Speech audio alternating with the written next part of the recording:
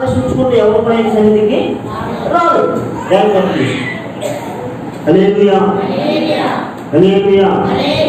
తండ్రి దేవుడు ఆకర్షించిన వ్యక్తిని పరిశుద్ధాత్ముడు నీతిని గురించి, పాపం గురించి ఒప్పింపజేస్తాడు. దేవుని సన్నిధి గురించి వాక్యం అలా రక్షించుకోవడానికి గల కారణం, ఈ దేవుడు ఎందుకు మనల్ని రక్షించుకోవాలి? లోకంలో చాలా మంది పెద్దలు ఉన్నారు కదా.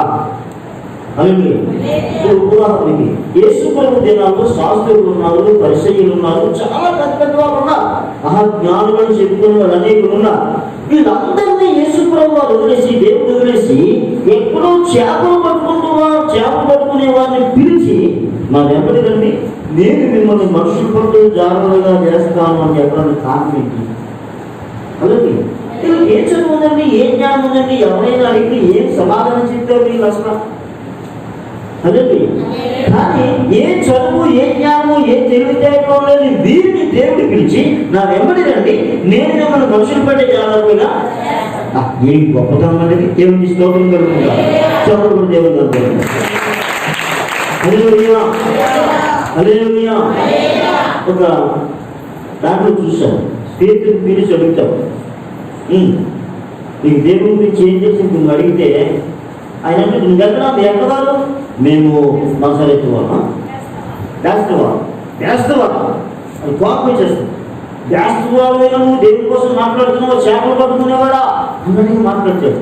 మీరు ఎక్కడుంటారు? మసాలి అసలు ఉంటారా అంటే ఎన్నిక లేదు వా. మీరు దేవుడి కోసం మాట్లాడుతున్నావు, చదువు లేదు, జ్ఞానం తెలియదు, ధర్మశాస్త్రం తెలియదు, ఏంటి మీరు దేవుడి కోసం మాట్లాడుతున్నారా అని వారిని గర్తిస్తాను. అంటే వాళ్ళ ఉద్దేశం ఏంటి? మేము జ్ఞానులము, మేము యాచకులము, మేము ప్రధాన యాచకులము, మేము శాస్త్రులము, మేము పరిశీలము, వాళ్ళకు హోదా ఉంది. కానీ ఈ హోదా ఉన్న వాళ్ళు ఏ హోదా లేని వాళ్ళు దేవుడి కోసం మాట్లాడుతూ తప్పుకోలేకపోతారు. కానీ మన దేవుడు వాళ్ళని శ్రీనిధిగా ఏర్పాటు చేసుకున్నాడు. బలవంతుని సిగ్గుపరచడానికి బలహీనమైన దేవుడిని ఏర్పాటు చేసుకుంటాడని వాక్యం చెప్తారు. ఎన్నికైన వారిని వ్యక్తం చేయడానికి దేవుడు ఎన్నికలు లేని వారిని ఏర్పాటు చేసుకుంటాడని దేవుడు వారికి సెలవిస్తాడు. ధృవీకరించబడిన వారిని దేవుడు ఏర్పాటు చేసుకుంటాడని దేవుడు వారికి సెలవిస్తాడు. దేవుడు స్తోత్రం. ఎందుకు? వాళ్ళెందుకు? వాళ్ళు కష్టపడి పనిచేసేవారు. వాళ్ళు బతుకుల వాళ్ళు చేపలు పట్టుకున్నప్పుడు వాళ్ళు కష్టపడి పని చేయాలి. అలాగే శాస్త్రులు చేయలేదు, పరిస్థితులు చేయలేదు. వాళ్ళు స్థైర్యంగా కాలేజీకి వెళ్ళి చదువుకున్నా ఏదో చదువుకునేదో చెప్పగలరు తప్ప కష్టపడేవారు పని దేవుడు కావలసింది కష్టపడేవారు కాదు. అలాగే సూపత్రిక వాడు కష్టపడి పనిచేసేవాడు. కష్టపడి పనిచేసేవాడు వాడు దేవుడిలో ఉన్నా బయటన్నా వాడు కష్టపడి పనిచేస్తాడు. అసలు కష్టం తెలియకుండా స్థైర్యంగా ఏదో అయిపోతాం అనుకున్నవాడు దేవుడిలో పనికాడు. దేవుడి స్తోత్రం. అంటే దేవుడికి ఎవరు కావాలి? కష్టపడేవాడు కావాలి, ప్రాణానికి తెగించేవాడు కావాలి, ప్రాణం మీద తీపి లేని వాడు కావాలి. హల్లెలూయా. తన శరీర సుఖం చూసుకోలేని వాడు కావాలి. కొందరికి ఫ్యాన్ లేకపోతే ఎలాగో చూస్తూ ఉంటాం, రావడమే 10 నిమిషాలు వాడు వచ్చి ఫ్యాన్ వేస్తాం. ఫ్యాన్ లేకపోతే ఏవి లేకపోయినా ఉండగలగాలి దేవుడు. దేవుడి స్తోత్రం. ఉండొచ్చు, గుళ్ళు లేకపోవచ్చు. నేను రేషన్ అడిగాను వివాహానికి ముందుగా. నేనే సంబంధం వెళ్ళినప్పుడు అడిగాను, అమ్మాయి మరి మా అబ్బాయిని వివాహం చేసుకునేవాడికి నీకు టైంకి కూడు ఉంటుంది, ఉండదు, మంచి బట్టలు కొనవచ్చు కొనకపోవచ్చు, మరి వస్తువులు ఉండే పరిస్థితి కూడా వస్తుంది, మరి ఇవన్నిటికీ నువ్వు రెడీ అయినా? నేను రెడీ అయ్యి ఏ మాట అయితే ఆమె చెప్పిందో ఆమె చనిపోయే వరకు కూడా ఆ మాట నన్ను ఫాలో అయ్యింది. ఏదో చిన్న కష్టం వస్తే పాస్టర్ గారు తిట్టు తిడితే హల్లెలూయా, ఆ అమ్మాయి ఉన్నంతకాలం కూడా ఆమె స్వరం ఎప్పుడు బయటకు వినబడడం నేను చూడలేదు. నేను ఉన్నా లేకపోయినా మౌనంగా దేవుడి స్తోత్రం మాట్లాడేది పక్వాలు కూడా వినబడడం అంతేగా. దేవుడి స్తోత్రం కలుగుతుందా? హల్లెలూయా. కనుక దేవుడిలో ఒక ప్రత్యేకత ఉన్నారు. సరే, మనం మళ్ళీ సబ్జెక్టులు పొందాం. ఎందుకు దేవుడు మనం రక్షించుకున్నారు? హల్లెలూయా. బైబిల్ గ్రంథంలో మనం మోషేని చూస్తాం. మోషే విషయంలో మనము హెబ్రీ పత్రికలో చదివిన మాట ఏంటంటే, మోషే పెద్దవాడైనప్పుడు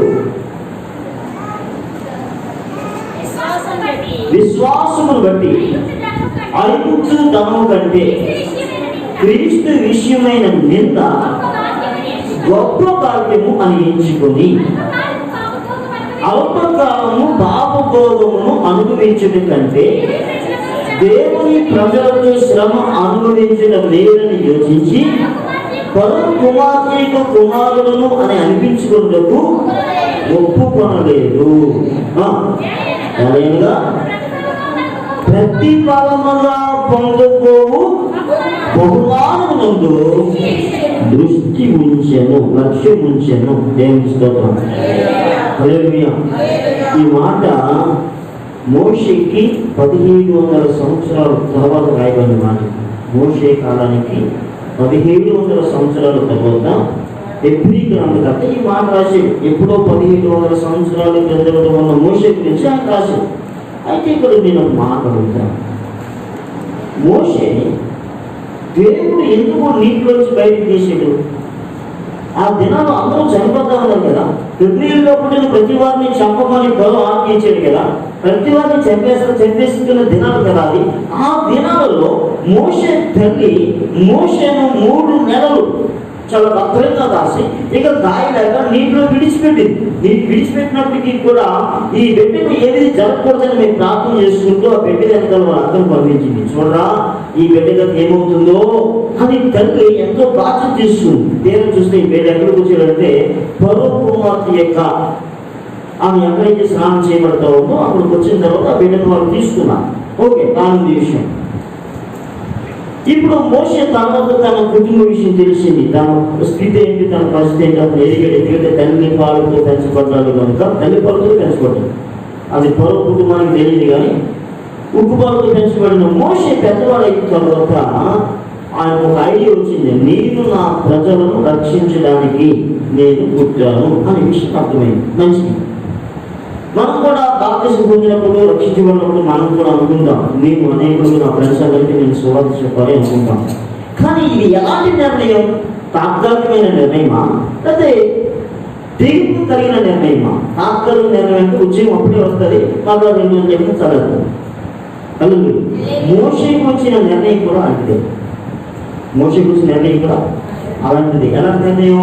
నా ప్రజలు రక్షించడానికి నేను పుట్టానని చెప్పి ఒక ఐగుప్తీయుడికి ఒక ఇశ్రాయేలుడికి దెబ్బలు జరుగుతూ ఉంటే వారి మంచికి వెళితే ఐగుప్తి వెళ్తున్నాడు. ఇశ్రాయేల్ దెబ్బలాడుకుంటూ ఉంటే మధ్యలోకి వెళ్ళాడు. ఏమిరా బాబు ఎన్ని పుట్టుందా అని అడిగితే అది అంటాడు, ఐగుప్తీయుని చెప్పాడు నన్ను కూడా చంపాలనుకుంటున్నావా అనేసరికి ఆ మాటకు భయపెడతాడు. ఏం చేద్దామనుకున్నాడు? లక్షలాది మంది ప్రజలు రక్షిస్తాము అని మనసులో నిర్ణయం తీసుకున్న మోషే గారు ఏ మాట వినలేకపోయాడు? నేను ఐగుప్తీయుని చెప్పిన విషయం రాజుకి తెలిసిపోద్దేమో అని భయపడిపోయాడు. దేవుని స్తోత్రం. పారిపోయి మళ్ళీ ఎంత చూడలేదు. పారిపోయి వెళ్ళడానికి అంటే ఎలా ఉంది నిర్ణయం అలాంటిది. కుటుంబాలతో ఎలా తిరిగినైనా తిరిగి నా ప్రజలు రక్షించేద్దాం అనుకున్నాడు. ప్రజలు రక్షించడానికి ఐగుప్తుని కూడా చెప్పేశాడు. ఎంత నిర్ణయం తీసుకొని నేను నా ప్రజలు రక్షించేస్తానని గొప్ప మనసు అనుకున్న వాడు పారిపోయి ఎన్ని సంవత్సరాలు? 45 సంవత్సరాలు. మోషే కనుక, మోషే కాలం కనుక, ఆ దినాలు మన తిండి కనుక వాళ్ళు 40 సంవత్సరాల వయసులో పారిపోయి 40 సంవత్సరాలు 50 సంవత్సరాలు వచ్చే వరకు ఉన్నాడు. ఇప్పుడు మన వయసు లేదు కదా, ఆ కాలం బతుకుతామని గ్యారెంటీ లేదు కదా. ఇప్పుడు నాకు 50 ఏళ్ళు, అప్పుడే నడుం జారిపోతుంది, పరిగెట్టలేకపోతున్నాం. స్తోత్రం. ఇప్పుడు మా కోరిక వరాలంటే 29, ఇప్పుడే ఏ పని చేయలేకపోతున్నారు, చేస్తే అలసిపోతున్నారు. అమ్మాయిలాగే కనబడుతున్నారు, కానీ ఆంటీ పరిస్థితులు వచ్చేసి ఒకరు ఆంటీ అంటే ఒప్పుకుంటున్నాడు, ఒప్పుకోడు. మరి నడిచేప్పుడు చిన్న పని తెచ్చిపోతున్నాం. హలో ఏమా మీరమ్మా సువార్త చేద్దామండి. పిల్లలు మానవులు వచ్చేసారు. ఇప్పుడు కాల్ చేయాలి. ఎంత వయసు తేనా? వీటికి 40 అంటే కనీసం 40 ఇవ్వదేమో. 40 అప్పుడు పక్కన 30 అయిపో లేదు. 40 వచ్చినప్పటికే జారిపోయి నువ్వు ఏ సేవ చేస్తావు అంటే బలం ఉండగానే దేవుని కోసం పని చేయాలి. తీసుకునే నిర్ణయం ఎలా ఉండాలంటే పవర్ఫుల్గా ఉండాలి.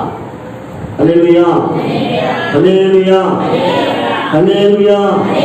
సరే మోషే ఎలాంటి నిర్ణయం తీసుకున్నాడంటే తన ప్రజలతో శ్రమ అనుభవించడమే విననుకున్నాడు, కానీ పారిపోయాడు. అనుకున్నాడు, ఏమయ్యాడు? పారిపోయాడు. ఉద్దేశం మంచిదే.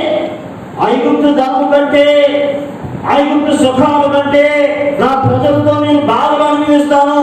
ఎక్కడో అనిపించలేదా? ఈ సేవ జరిగి పారిపోయా, తిరుమల పారిపోయాడు ఆయన.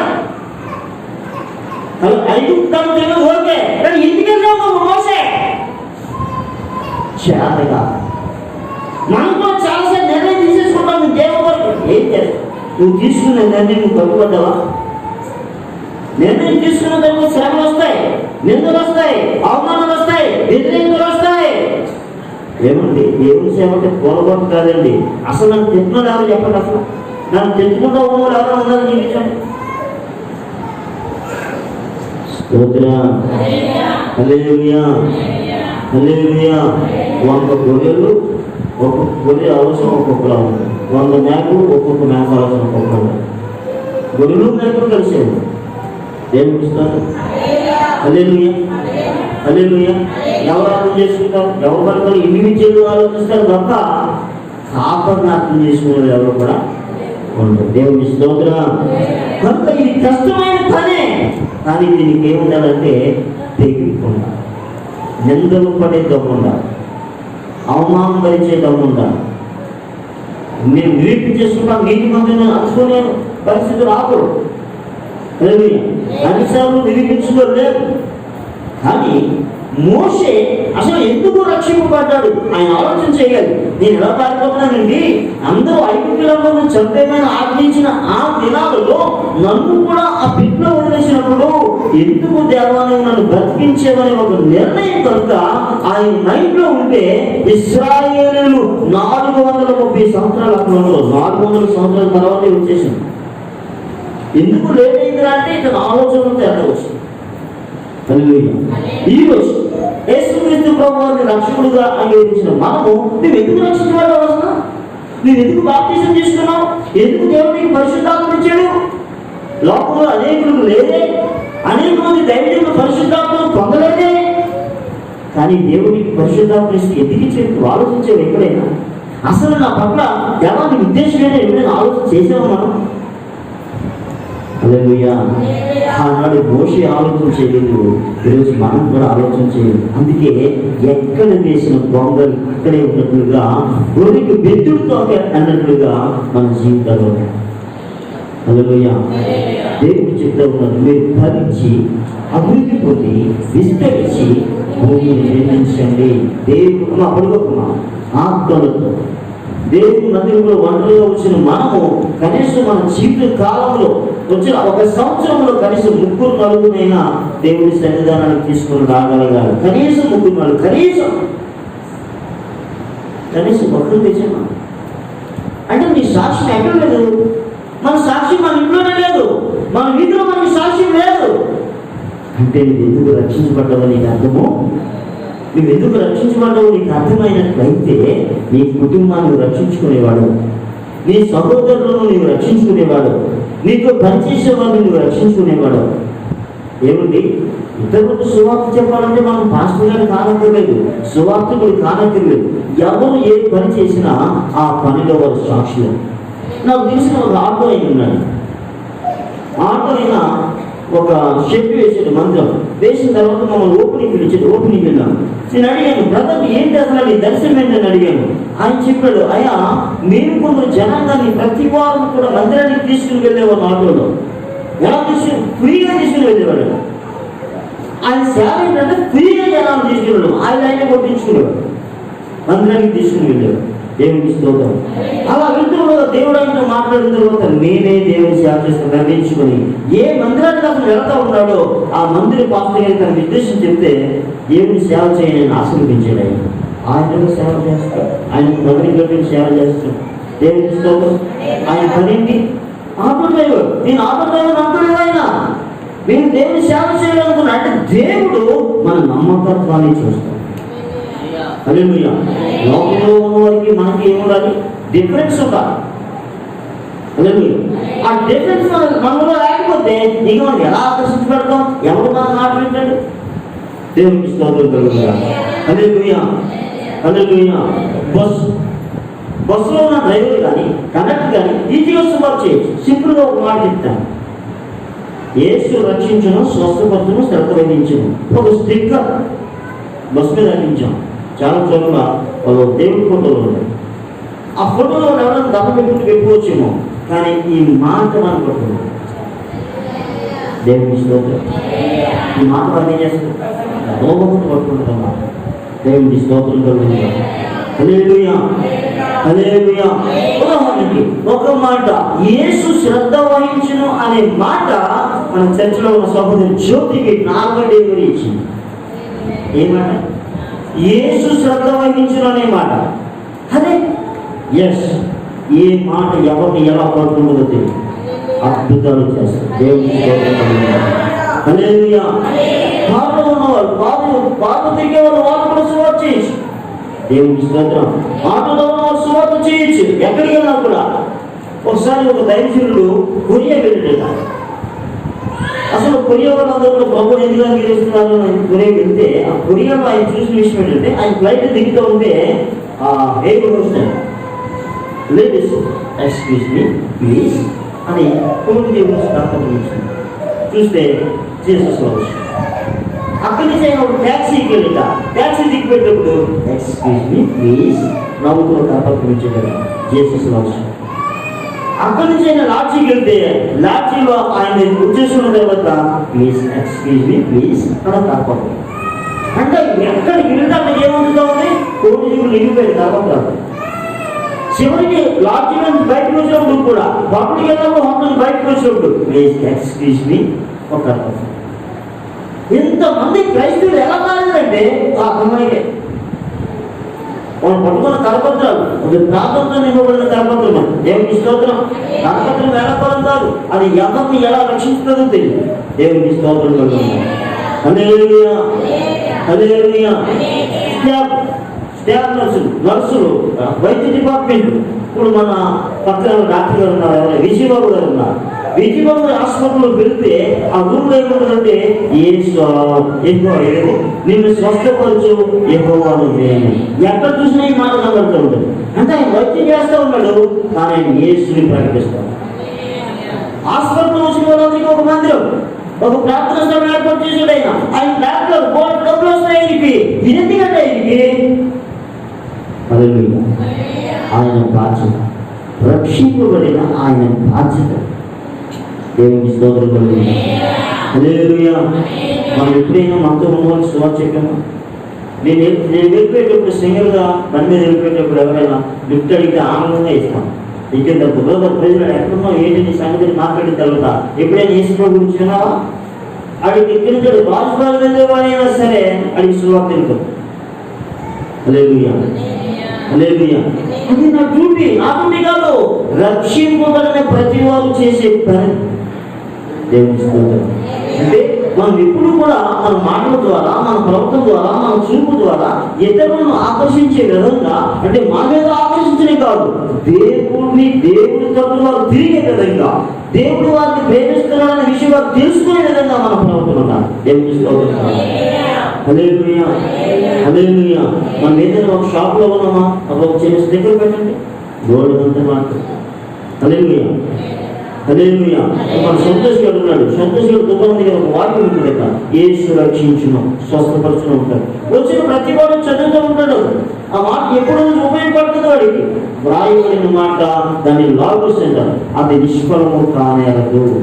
విన్నది దేవుడి గురించి విన్నది నిష్ఫలం కాదు, వ్రాయబడింది కూడా నిష్ఫలము కాదు. మన ప్రవర్తన ఏంటది? మన ప్రవర్తన, మన ప్లీజింగ్, మనం ఎంతవరకు మాట్లాడే విధానం నవ్వుతుంది. ఇందాక మీకు చెప్పాను కొన్ని విషయాలు. సరే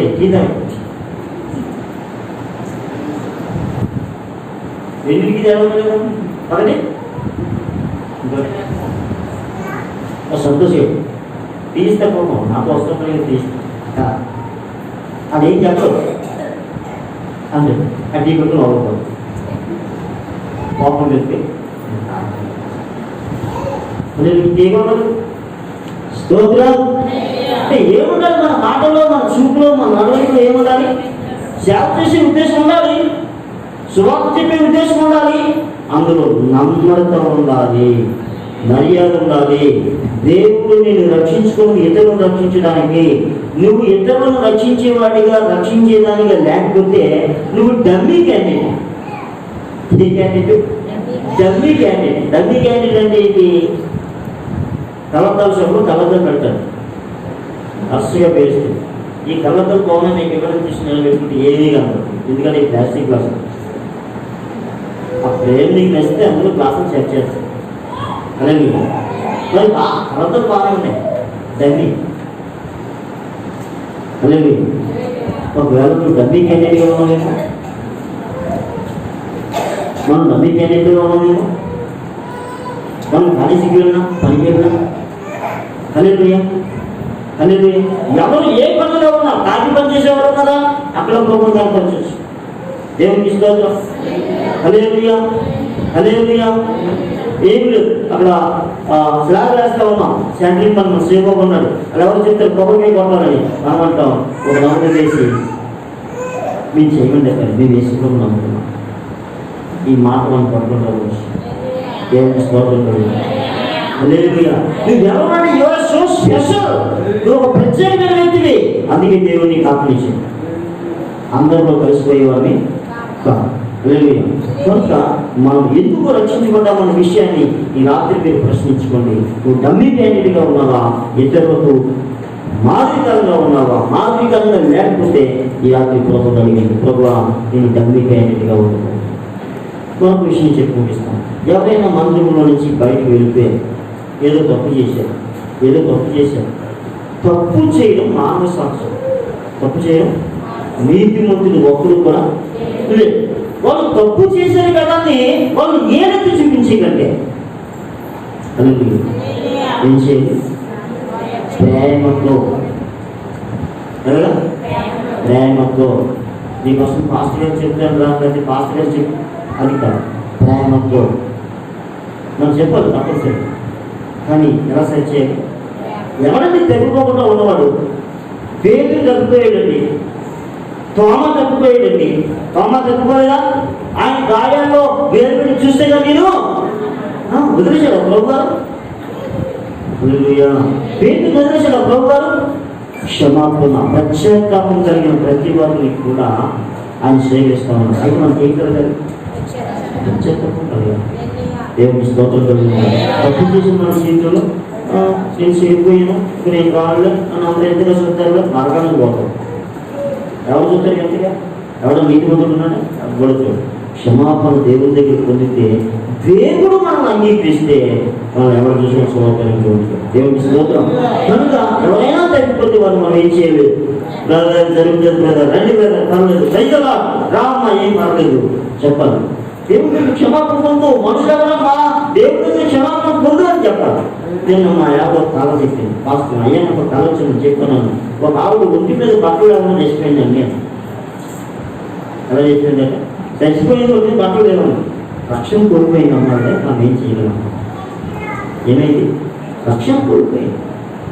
అలాగే నేను పైన వచ్చినప్పుడు మనం క్షమించాలని నేను అంటాను. దేవుడితో సమాధానం. ప్రభు నన్ను క్షమించాలని చెప్పు, నేను కదా క్షమిస్తా. ఎవరు క్షమించాలి?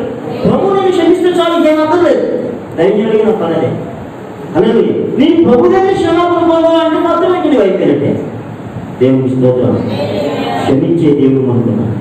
మనకు కొన్నిసార్లు ప్రభుత్వంలో ఏమైనా ఏం సంగతి అంటే సీరియస్గా వెళ్ళిపోతాడు. ఏం పోయి వచ్చింది, ఎక్కడ తప్పిపోయారు, మనసుకు తింటా ఉంది. మరి ఎప్పుడు రిపెంటెన్స్ పొందుతాం? ఎప్పుడు క్షమించమని దేవుడు అడుగుతాం? ఎప్పుడు ఎవరి వారికి భయపడతాం? లేదు. తప్పు చేశాం. ఎందుకంటే సాతాను ఎవరిని మిగుదామని వాడు ఏం చేస్తున్నాడు? వెతుకుతూ తిరుగుతూ ఉన్నాడు. స్త్రీ ద్వారా, మందు ద్వారా మీకు చెప్తూ ఉన్నాను. హల్లెలూయా.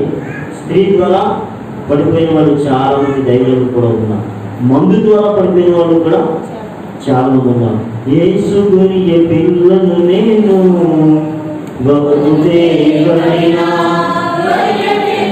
ఇలా పాట రాసుకుని తాగేసి కలుపుతే ఇలా పాట రాసుకుని సమాజం అడవులు పాడాలి. జనాలందరూ పాడుతూ ఉంటారు. ఒక ఆయన ఉన్నాడు, ఏమా అది తాగుబోదు అందరికీ తెలుసు. అరే నేను అంటే నాకు పాట కూడా పాడుతుంటాను. ఎందుకంటే వాడు రిపెంటెన్స్ రాలేదు. దేవుని స్తోత్రం. దేవుడి దగ్గర మనం క్షమాపణ పొందితే మన అందరం కూడా ఆయన అనుభవమే. హల్లెలూయా. అందులో ఏ ఒక్కరు ప్రభు బలు మిస్ అవుతూ, ఏ ఒక్కరు కూడా నేను పాపం చేశాను అలాగే ఉండిపోవడానికి ఎవరు కూడా ఇష్టపడుతూ ప్రభుని క్షమాపణ అడుగుతాం. క్షమించే దేవుడు అనుకున్నాడు. మనం పొందిన రక్షణ అనేకులకు ఇచ్చేవారిగా, అనేకులు ప్రభుత్వం తిప్పేవారిగా మనం ఉందాం. దేవుని మాట దీవించుగాక. మోకరించండి, ప్రార్థన చేసుకుందాం. Thank you, Lord. Hallelujah. అందరూ బేగ మోకరించండి. Thank you, Lord. Hallelujah. Hallelujah. Hallelujah. నా ప్రియమైన దేవుని బిడ్డ, మన దేవుడు ప్రేమించేవాడు, ఆయన క్షమించేవాడు. తప్పిపోవడం మానవ సహజం. కొన్నిసార్లు తెలిసి కూడా తప్పిపోతుంటాం కొన్ని పరిస్థితులు పెట్టి. కానీ క్షమించే దేవుడు ఉన్నారు. ఆయన అడుగుదాం, అయ్యా తుచ్చమైన శరీరం కలిగి మనకి కదా నన్ను క్షమించండి. దావీదు ప్రార్థన చేస్తున్నాడు, ప్రభా నన్ను నీ పరిశుద్ధాత్మ తీసుకెళ్తే ప్రభా నేను అనేకులు ఇతరులు తిప్పాలి ప్రభా ఆయన ప్రార్థన చేస్తూ ఉన్నాడు. నా ప్రియమైన దేవుని జనాంగమా, మనం జరిగిపోయిన వరకు చెందద్దు. జరగాల్సింది చాలా ఉంది. మన జీవితం ఆశీర్వాదకరంగా ఉండాలని దేవుడు కోరుతూ ఉన్నాడు. నువ్వు చెడిపోయావని దేవుడు నేను చూడటం మానేయట్లేదు. ఎప్పుడు వస్తావా అని చూస్తూ ఉన్నాడు. ఆయన తప్పిపోయిన కుమారుని ముందు చూస్తున్నట్లుగా నీ వైపు కూడా ఆయన చూస్తూ ఉన్నాడు. నా కుమారుడా, నా కుమార్తె నా దగ్గరకు రావాలి. పాత నిబంధన కాలంలో ఏమిగా చెప్తున్నాడు, భ్రష్టులైన పిల్లలారా తిరిగి రండి, నేనే మీ యజమానుని అంటున్నాడు. ఇశ్రాయేలు, నీవు తిరిగి రానుద్దేశించిన ఎడల నా యొద్దకే రావలను. నీవు ఇటు అటు తిరుగుతాం కానీ నా దగ్గరికే రావాలంటున్నాడు. దేవుడున్నారా? మనకి దేవుడు లేకపోతే మీరు ఆశ్రయించడం లేదు. దేవుడు క్షమించకపోతే క్షమించేవాడు ఎవరి లోకంలో లేదండి. ఆయన మనం పట్టించుకోకపోతే మన పరిస్థితి ఏంటి? ఈ లోకంలో ఏది శాశ్వతం కాదు. నా కుమారుడా, నా కుమార్తె, మన ప్రభుని ఆశ్రయించాం.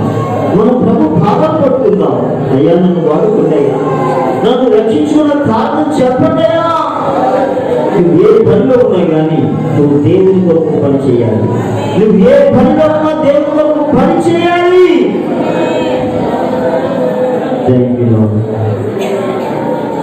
వాక్యం భరించినట్లుగా చిన్న ప్రార్థన ఏదైనా చేయండి.